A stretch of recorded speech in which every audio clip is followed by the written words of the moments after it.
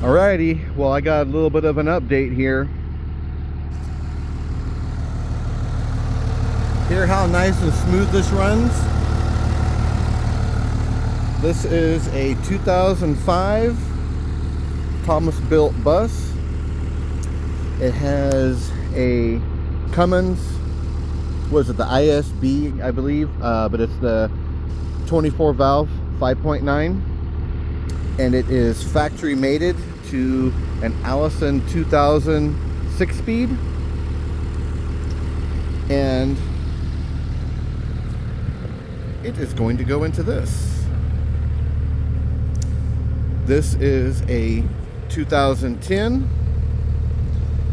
Let's see, what is it? It's a M1151A1 Rev B.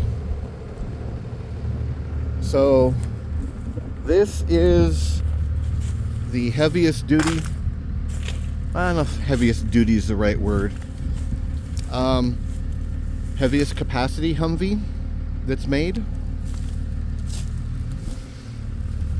Gross vehicle weight of 15,500 pounds. This is, and that's why you have the holes.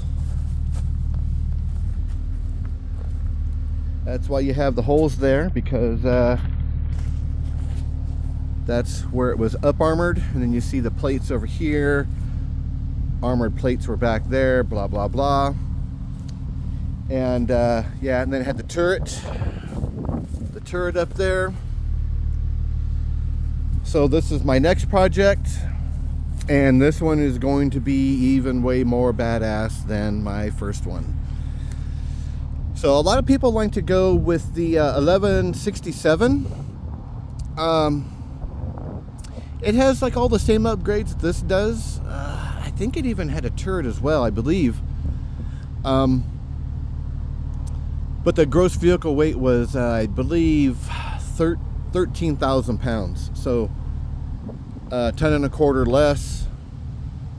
I don't know, maybe that's why people would rather have it. But anyways, so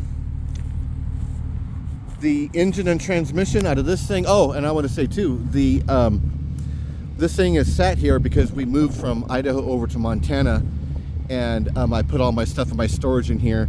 I had this bus completely loaded up.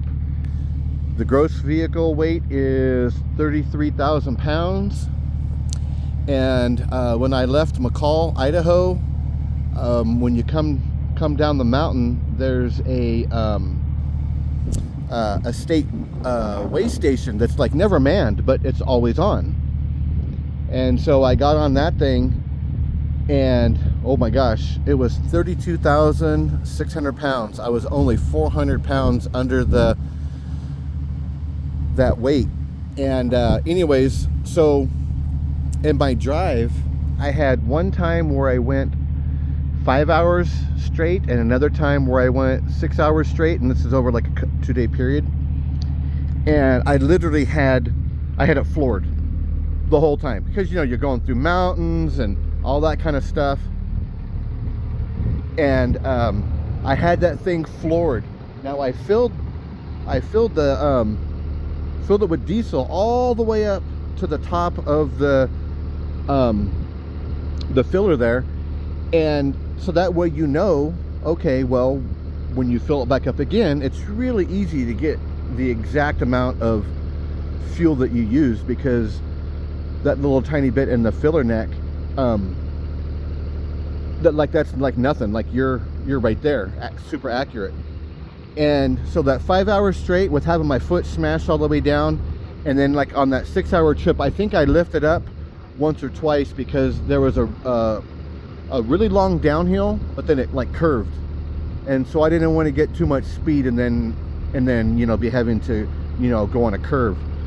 But so you're talking in like 6 hours letting up for like 30 seconds or like 1 minute. So basically 5 hours straight and then 6 hours straight, foot smash, going through mountains, all that stuff, the bus completely loaded. And I got 10 1/4 miles per gallon both times. So yeah, I mean, I figure once it's in here, I mean, I'll probably be a third the weight. So, I mean, well, maybe not a third. I might be like 40% of the weight, maybe 45% of the weight, because this thing's not going to be fully weighed down because it won't have all the up armor. So yeah, maybe a third to 40% of the weight.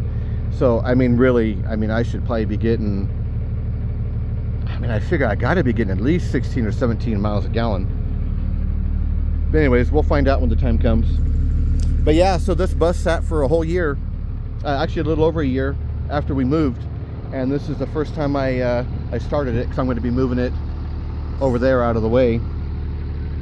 But yeah, it sat here for over a year, and I just turned the key. Glow plug light was on for a couple seconds. We just had like that record 111 degrees temperature here. It's literally never even been 110 before. And so obviously the glow plugs didn't need to do much. So they were just on for a couple seconds, and then it cranked over for, I don't know, two or three seconds, and then started right up.